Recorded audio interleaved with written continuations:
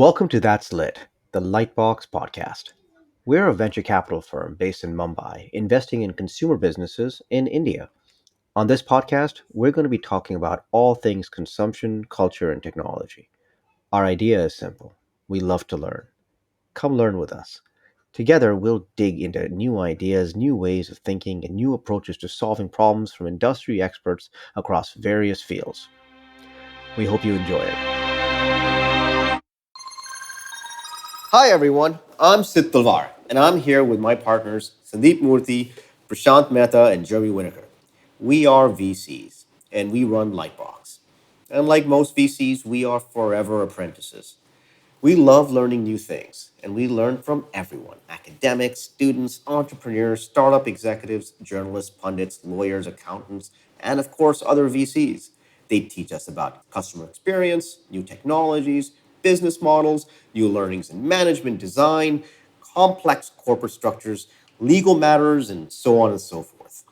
Every year, the four of us sit down and discuss all the things that we want to become more familiar with, learn more about, all the questions we want answered. And what we love about the word question is that within that word, there's a quest. And so every year we go on a quest to learn more. And in 2021, we are on another quest to learn even more. And this year, we want you to join us. And that's what this podcast is all about. So let's get lit together. Actually, I don't think that came out very well. I think we can cut the last bit. Let's get lit. Maybe it means different things in different languages, actually. I think it rhymes in Hindi. Chalo? Yeah, no. I don't think that we can say chalo. Also, I think this is just an English podcast. That wasn't made exactly clear.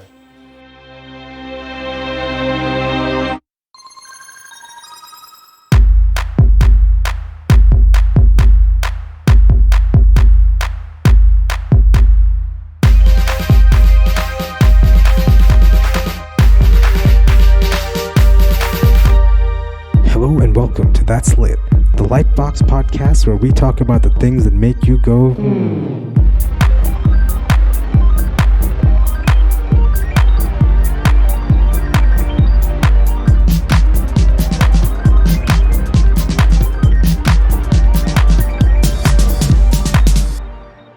And a lot of this is going to be about, since we do so much on the consumer side, a lot of this is about consumer companies as well.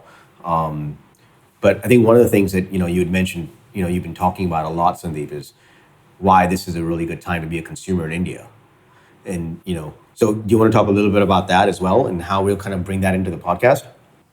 Yeah, look, I think that one, it's a great time to be a consumer, I guess, because of all the changes that are taking place and all the new products and services and offerings that are coming about. But also, I think it's really interesting to see how consumption is going to evolve in India for a new class of consumers who are just starting to consume and can start to consume branded products because of the organization that's coming about through technology. And I think that a big part of what I'm hopeful about and a big part of what I think we're trying to accomplish with the investments we make is try to drive a more mindful method of consumption. And I think that that's great to have Indian consumers be at the forefront of hopefully defining new ways to consume. And if we can do that through the companies that we invest in and the businesses we create, I think we'll have done a great thing as a result. So I'm hopeful that that approach of really just being able to create new methods of consumption, trying to figure out how to ensure that the world's a better place, is exciting. And I think that's exciting for us, and I think for consumers it should be exciting also. I think we've in the past 6-7 years also we met some phenomenal founders. So I think it's actually going to be a fantastic opportunity for a lot of new founders to gain insights and perspectives from people that we've met, both our portfolio founders, other folks in the industry, and with, I think, where India is headed now, given all the development and infrastructure that's been put in place, especially around getting access much faster, much cheaper access via the smartphone. Some of the progress we've made also along getting the unique ID, Aadhaar card out to hundreds of millions of consumers, and of course some of the financial independence that we're starting to see. I think it's a phenomenal time to gain perspective from people that are connecting with these consumers as we go forward. I think what's really cool also is that we're all startup founders ourselves, and now we're doing it all over again for ourselves. And so, a lot of the stuff that we're talking to them about, I think, we've experienced at different times. I mean, some of us much earlier than others. Don't you think, Jeremy? Well, I go back to the prehistoric ages. So, yes, there's a lot of things that you learn carving with the stone, with rocks, that change with ones and zeros now that things are digitized. The wheel. Wheel was a big invention. It was nice to see. I think it was your friend who invented it, right, Jeremy? I think it was one of your Mr. Wheel? Mr. Wheeler? I was around when they invented fire too. The funny thing is, we're all basically the same age, but yet, no. I mean, Sandeep and I have been working in this industry now. It's a long time. It goes back 24 years, 25 years, which is crazy to think of it, that it's a quarter century. That at the time it was something new and novel, and now it's involved in every facet of every business in the world. I mean, it touches everything that you do on a daily basis. Actually, I was talking to someone the other day, and we were talking about co-location facilities.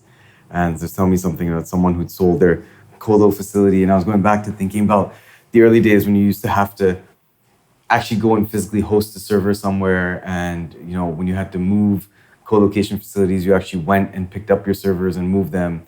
And today, it sounds so archaic and insane, but I remember literally walking into Exodus and picking up servers and driving them down to the next place. And it was nuts. And today, now we're in a world where pretty much anyone can turn on a website within a couple of hours, get going with things. And it's radically changing, I think, just the nature of the types of things that are happening. And I think that's all kind of cliched and said and done, but I think it is useful to just take a step back and think about how much we've seen, how much has changed, and also probably how much doesn't. I mean, some of the basic ideas of what to do with the business are still the same. And I think that's also interesting to just reflect on as we start talking to people and looking at, how much is new and how much is still constant and old. So much of running a business doesn't change. And as much as the technology keeps changing, so many things people have realized and learned and tried to implement, and you can learn so much from them, and so much comes out of them explaining why they went a certain way, which I'm really excited about. And the more we have, people that have done things in the past from a management standpoint, that's really exciting to me. I'm really looking forward to kind of hearing what they have to say. And I mean, quite honestly, I think, just between us as well, the kind of things that we've kind of been through and can reflect on in different countries. I mean, no, but actually, I do think that our stories are nice to recap as well. And I think that I'm looking forward to that. Just, I think every time I hear Jeremy or Sid or Prashant, you guys tell the stories of things you've been through and stuff that's gone on, there's always some new perspective that comes about and some new thoughts. And I think that's actually going to be quite interesting as well. Framing our experiences in the context of some of the other stories that we're going to talk about over the coming weeks, I think just also brings out some interesting thoughts and ideas. So I'm excited about how that's going to play out. No, absolutely. I think, in fact, I was just remembering just earlier, right before we started this, it's incredible how many different things we've just been through between us. And one of the things I did want to make sure that we did very, very quickly is just perhaps just take a couple of minutes just to introduce ourselves a little bit on this. Jeremy, do you want to start real quick and just say a little bit about your background and who you are? I'm Jeremy Winokur. I am a corporate tax lawyer by training and saw that the technology boom was happening, and so left my law job in Salt Lake City, Utah, and moved to San Francisco to try to find a job in technology. And unfortunately, back in 1996, 97, nobody would hire a lawyer other than to be a lawyer. And so I went to go work in a law firm in the Bay Area, working with startup clients. And I used to go to a thing called the Churchill Club every month. They had a speaker in a big event, and there were lots of engineers. And I was there just to find clients for my law firm. And I ended up meeting 4 guys from Sun Microsystems who had an idea for an online web calendar. And I was like, that sounds pretty cool. I can help. And so we tried to get that funded. It turned out there were 5 other teams from Sun trying to do the same thing. When.com got funded, couldn't get funded. And one night, after a night of drinking, playing cards, doing whatever, one of the engineers had this idea for a online directory like Yahoo, but instead of having paid editors, it would be done by volunteers around the world. And we were like, we must be drunk because that's a really bad idea. And he said, no, it's a great idea. And he coded it and launched it. And in a matter of weeks became the largest, one of the largest, if not the largest directories of websites. We launched it in July of 98, and by November 98, we had sold it to Netscape. Nobody had worked there full time. It was the first user-generated content business sold, I believe. And when we got to Netscape, shortly thereafter, Netscape got acquired by AOL, and everything blew apart. But we needed to find a search engine, and I was tasked with finding a search engine and was told that there were 2 guys at Stanford we needed to see. Those guys turned out to be Larry Page and Sergey Brin. We tried to buy Google for Netscape, couldn't get it done. They wanted too much money at the time for a 2-person company. And so we ended up doing the first commercial deal for Netscape. And I proceeded to go work not that long after to run corporate development at Google, which I ran for 5 years, from 1999 to late 04, early 05. I then went to work with Apex Partners working on leverage buyouts and became an angel investor until my good friend Sandeep called and said, you need to go see what's happening in India. I think things are going to blow up here. And so we ended up starting Lightbox not that long after. Jeremy, I feel like every time I hear the story, I learn something new.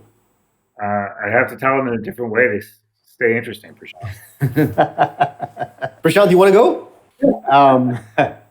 So I was born about 5 kilometers from here.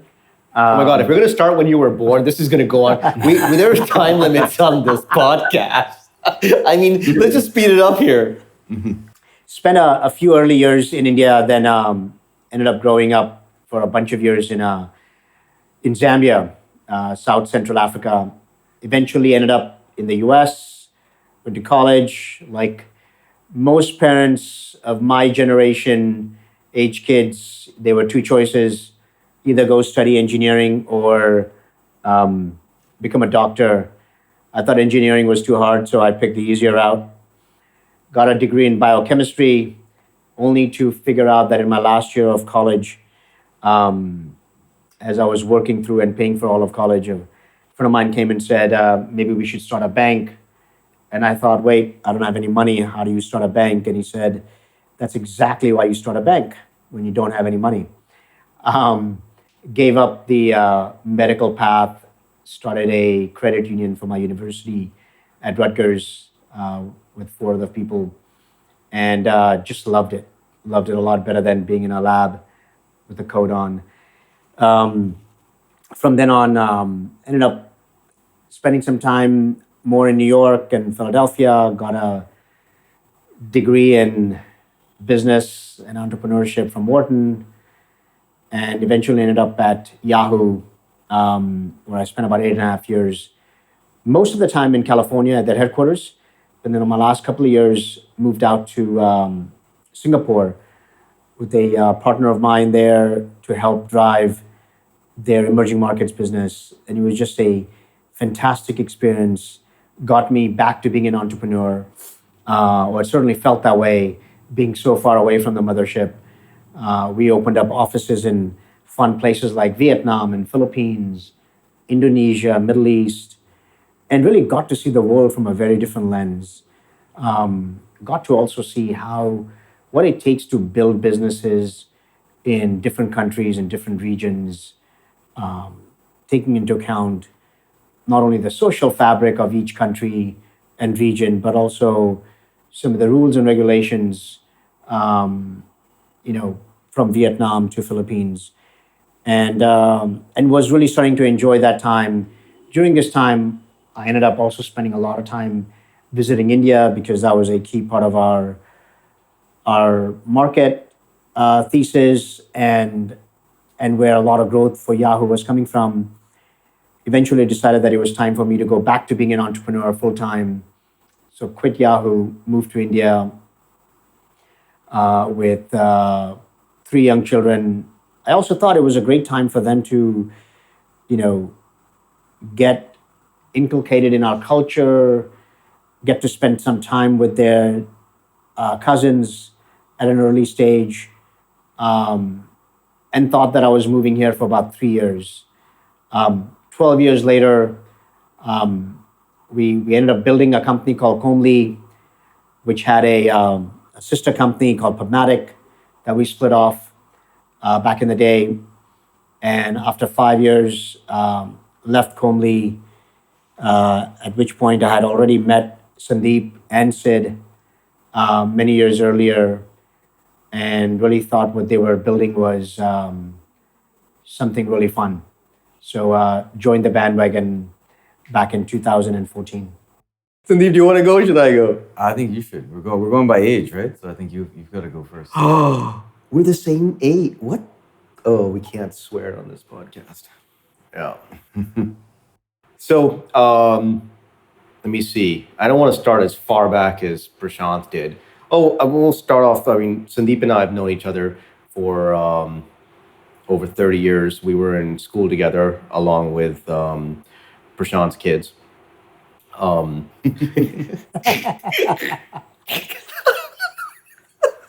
was funny. That was good. I'm gonna use that from now on. That's my new thing.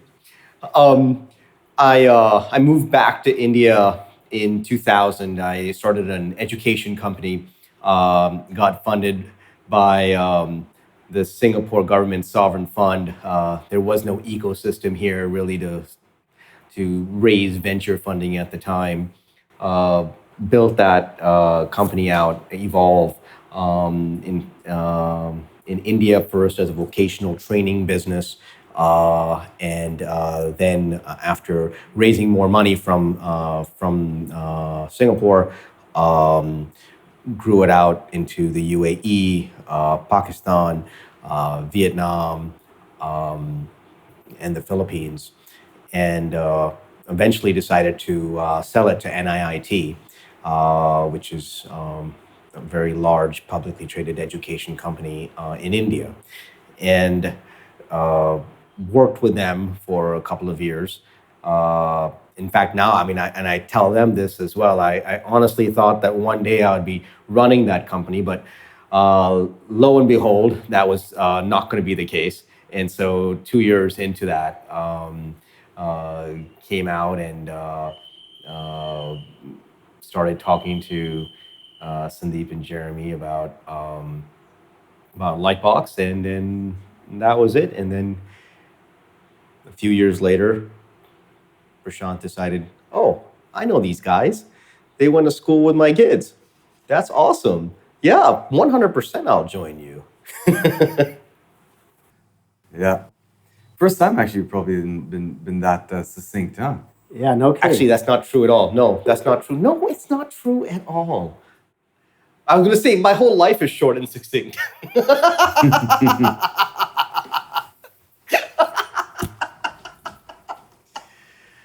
All right. With All right, that. Sandeep. So I guess my journey, I'll start from 98. Moved out to California. At the time, I was working at Credit Suisse doing tech investment banking. Had an idea every day. Jeremy's girlfriend from that time, I think, just got tired of listening to me with my crazy thoughts and said, you should really talk to Jeremy. And that sort of began the journey of chatting about every random thought that came to mind. And thankfully, Jeremy was kind enough to humor me through the years and listen to them all and follow the crazy journey that I kept going through. And I think, in fairness, he probably told me many of the ideas were stupid, and nonetheless, I think I pursued too many of them. But we did a digital music company after leaving Credit Suisse, which was incubated by Sony Music. Spent some time doing that, learned about big companies and how that was a difficult place to build new businesses. Then ended up doing a reverse auction business where we dealt with things like corrugated boxes, freight, and pallets. And realized after a while I didn't want to deal with corrugated boxes, freight, and pallets, and so left that. Joined Wharton's executive MBA program just to meet new and interesting people. That was kind of nice for a while, and then moved to New York, joined a company called Interactive Corp, finished the MBA program, and that was the time that I'd called Jeremy up around 2004 and said, okay, how about India? And he'd seen a lot of it and saw that there wasn't a lot going on yet and said that I think it makes sense, why not? Ended up moving to India in 2005 with a brand called Sherpalo, which was Ram Shriram's family office, and Kleiner Perkins. Made investments with them for about 8 years, and Jeremy actually during that time as well. And during that journey, Sid and I used to talk about what he was up to. Ended up meeting Prashant and talking to him about what was going on in Comly as we'd invested in a mobile ad network called InMobi.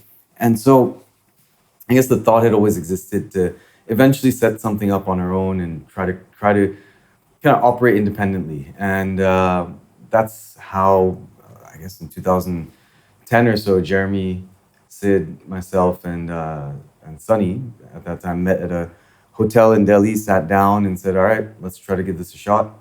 We made a couple of angel investments that worked out really, really well. And in parallel, then we started the process of figuring out how to set up Lightbox and got it up and running. And I think that's kind of been the bulk of life now. And if I think about it, the last 15 years has been all leading up to this. And I got to say, it's been, I finally feel a little bit like we've got it sorted out. We now understand what we're doing, although in fairness, things keep evolving and changing on us regularly. But I do think we've managed to put in play what we'd originally talked about then, and we've managed to create an interesting environment in which to do it in. And I think I'm really excited about now watching it all play out. I think the next couple of years are going to be really exciting for the portfolio that we've created. And I think that will hopefully be the first steps along the journey that we've been on. Well, I just wanted to spend 30 seconds, which is on my experience at Comly, because I do feel that it's relevant. And I think a lot of us, as you mentioned, Sid, earlier, have built businesses in India.